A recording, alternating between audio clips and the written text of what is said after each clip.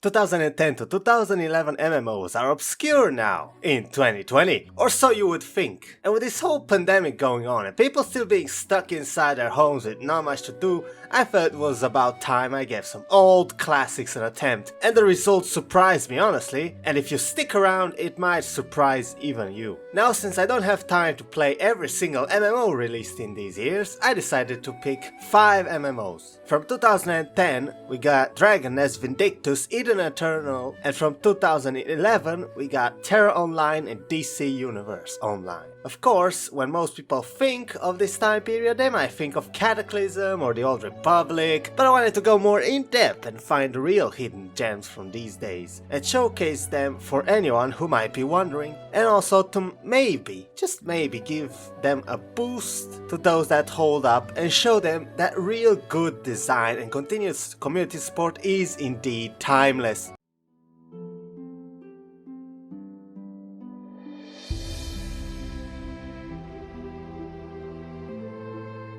So first on my list is Eden Eternal, one of the benchmarks of 2010. I remember being very hyped for this game's release as a youngling because it was a very unique way of doing character classes. Something that stuck out to me back then and makes it pop up in my head whenever I think of interesting old MMOs I can go back to. This particular title has quite a bit of nostalgia for me, a fact that came back and hit me like a truck. Thankfully it did not isekai me though. Once I entered the game with an old character and the music hit, suddenly I was 11 years old again, enjoying the video games, carefree and managing to play nearly 12 hours a day non-stop. Speaking of playing 12 hours a day, will I keep playing this after the video? A bit. Do I see myself playing this into the future? Well, I find my old bones are unable to play this for more than a few minutes, maybe an hour a day. Though maybe this says a lot more about me than it does about the game. How I've aged, what I've gained, and mostly what I've lost. There isn't much good that comes out of aging. You just get shorter attention spans, slowly you lose your memory as your body begins to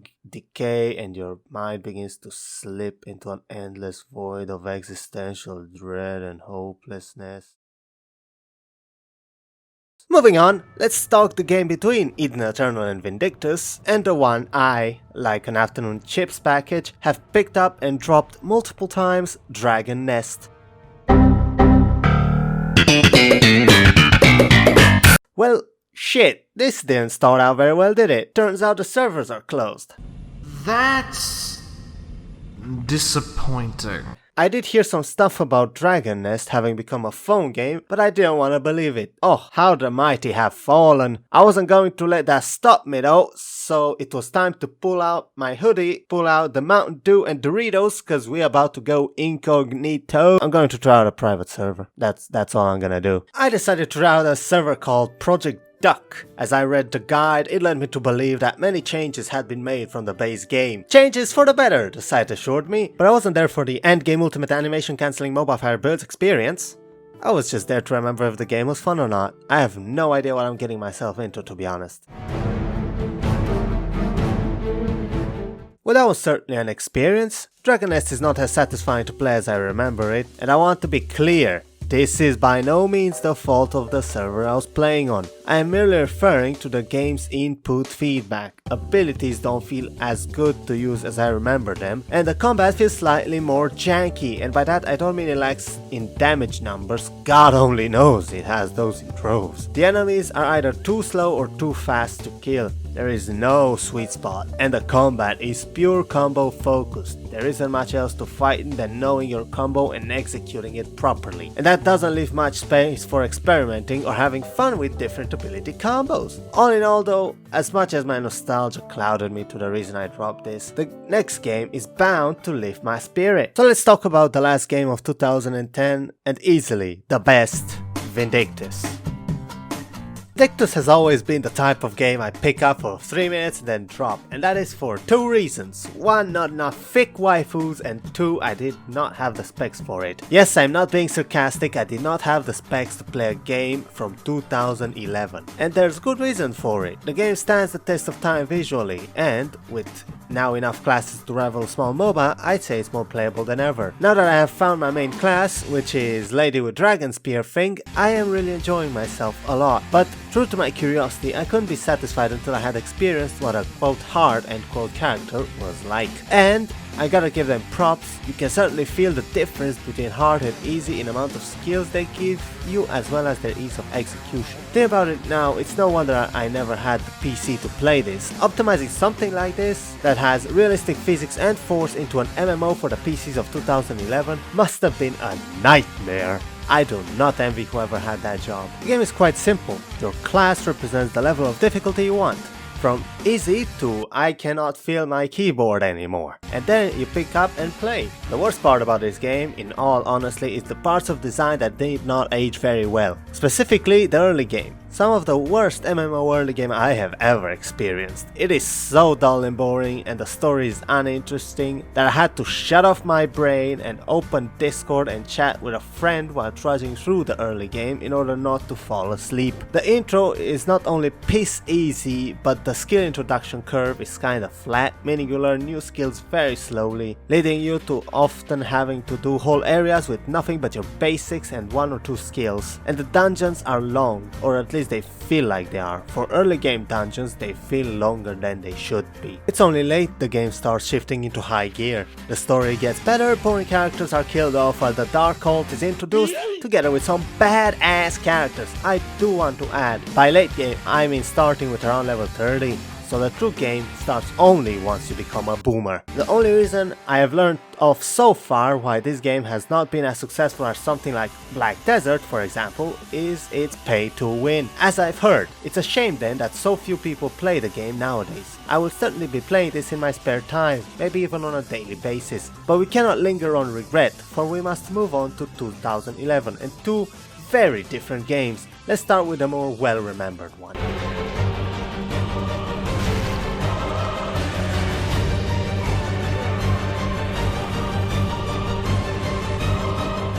Their Online was a nice surprise. First because of how in-depth you could go with its character creator, which was something sorely lacking back in 2010, although it looks like we couldn't change quite everything, could we? Second, I was very pleasantly surprised with how active the community was on this game, compared to what we've looked up until now. Even in the starting area I stumbled upon some other players slowly making their way through, but I did not stop to chat because they looked way too scary.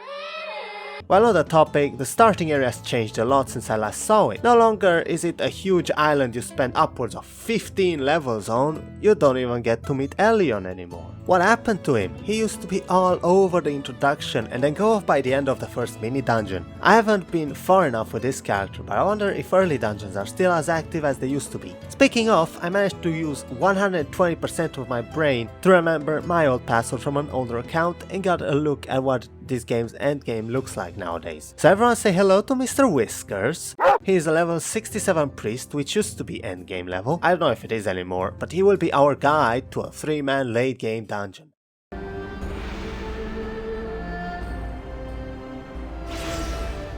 And well, the dungeon was decent. I can see how this dungeon would be great if you had an appropriate geared and leveled character, but as it stands, everyone who is playing this is a level 120 veteran who picked the lolly class because I swear officer, she has the quickest animation, that's it. So all I can do is sit back and watch these people run the dungeon for me. Goddamn, healers ain't what they used to be, am I right? Remember when there wasn't such a thing as a party without a healer?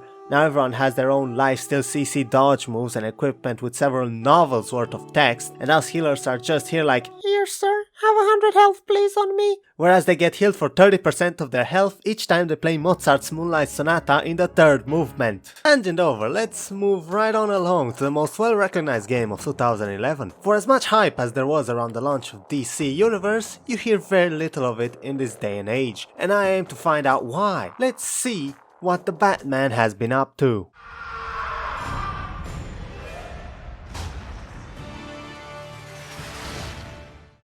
Well, if there was an award for surprise of the video, this would have been it. I'm so surprised in fact that writing the script I don't even know where to begin with this game. So let's start from the character creator. While I don't know if they had the technology or the budget to make a more in-depth character creator, they sure made up for it with some very unique feature...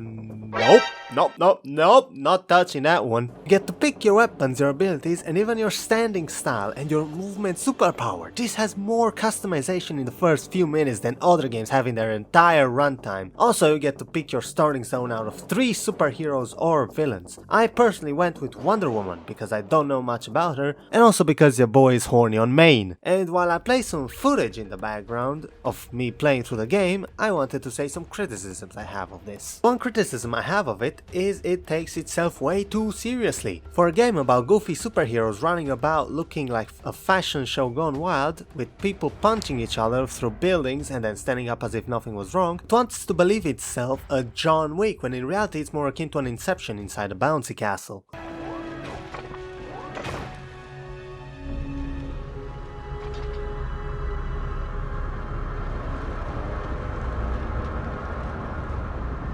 All in all, what were the results of this video? Aside from my Steam account looking like the homepage of Crunchyroll, I am glad to say that the expectations I had at the start of the video were exceeded. Most of the games that I checked out had much more lively communities than I had anticipated, and some of them deserve more. I hope this video will help them, at least a little bit. Maybe not at the time of recording, but in the future. So yes, I am glad to say that solid design and long-term updates and community support do more often than not result in the longevity of your game.